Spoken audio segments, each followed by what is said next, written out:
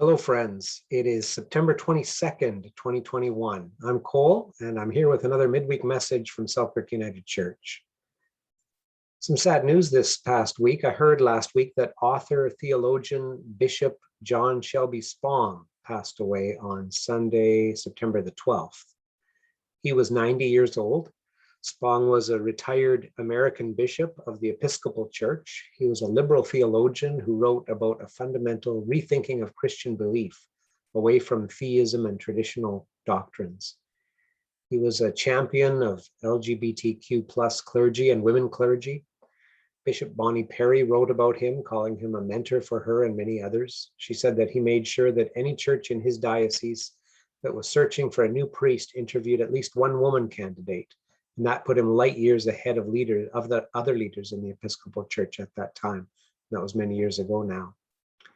Spong was all about including, because that's what he saw when he looked at the life of Jesus, someone who also lived out that including attitude and ministry and how he lived his life and how he taught his disciples and us.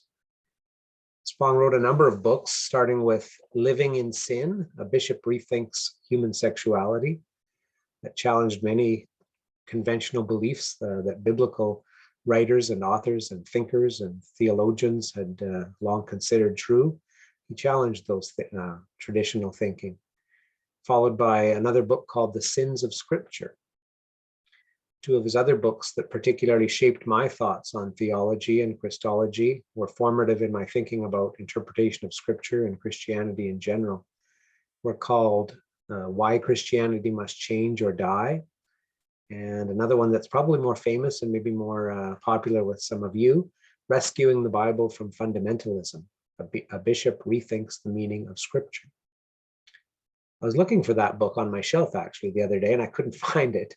I think I lent it to someone, but I can't remember who. So if you have it, make sure you finish reading it and then return it so I can lend it out to somebody else. No late fees, no judgment. Everything will be good. Spong had such a positive effect on so many people through the years. I was reading a post online in which people were just hearing the news of his death. And I wanted to share just a few of the many, many comments that people were posting in response to hearing the news. Here are a few. Someone posted, "Didn't always agree with him, but he always made me think and rethink what I believed. There is not nearly enough of that in Christianity, I believe." Another said, "He changed the church and he brought a word of liberation into this hurting world." Another, "He preached the gospel even when people did not want to hear it. Rest in peace." Another, "He helped liberate LGBTQ plus people. So grateful." Another, "His book, Rescuing the Bible from Fundamentalism, started me on a journey of religious and spiritual discovery. It opened a new world for me." Another, "I am truly saddened to hear this. His books introduced me to progressive Christianity, for which I will be eternally grateful." And another, "A great leader of the church, faithful, deeply spiritual, and fearless. Many of us are who we are because of him." And one that wrote a little bit more, she said, "I was so privileged to attend a couple of summer sessions at Sorrento Center near Kamloops, BC, and hear Jack Spong. He lectured each time for 5 days based on the book he was writing. He had a lovely North Carolina Southern accent that was so easy to listen to. His sensible reading of the scriptures affected me a great deal. You don't have to believe crazy things to be a Christian." He pointed out something that should be obvious, that Jesus was Jewish, very much so, and not the first Christian. I also saw the compassionate side of the bishop. One year there was a devout but fundamentalist Christian who was having trouble with what he was saying. He took a lot of time to listen to her, to understand her concerns and understand where she was coming from. He didn't dismiss her as someone not worth relating to or too stupid to understand, not at all. The way he challenged some fundamentalist leaders intellectually made him seem to be arrogant at times, but on the personal level, he never was. Another one, "When I was 16 and living in a fundamentalist area outside Houston, but knowing in my soul that wasn't what I wanted, I found a book, Rescuing the Bible from Fundamentalism. I am deeply thankful."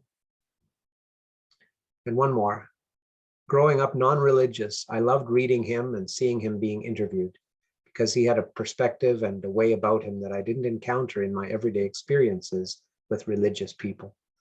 He made me think that maybe the Christianity stuff had some redeeming value. All those comments really made me think about the effect that this one human being had, and that any one human being can have on so many others. Not that we can all be prolific authors or bishops, religious leaders, but even just living our own lives, interacting with one another, with our friends and families and coworkers and church family and strangers. I guess I just thought it was inspiring to hear all those comments, and maybe hopefully inspiring for you too, in how you live out your own life and affect others. Each of us have opportunities every day to leave a mark on those around us and on our whole society through our words and our actions. By listening to each other, by caring about each other, by offering our support, our comfort, our wisdom, sometimes by challenging each other, giving a different perspective, different things at different times, but always we can find something worthwhile to contribute to a situation, to a person, to a conversation, in so many different ways, big and small. Those words about Spong's influence made me think about the influence that others, including him, have had on my life, and perhaps the influence that I may have, that you may have, that all of us can have on those around us, working for good in this world, working for God.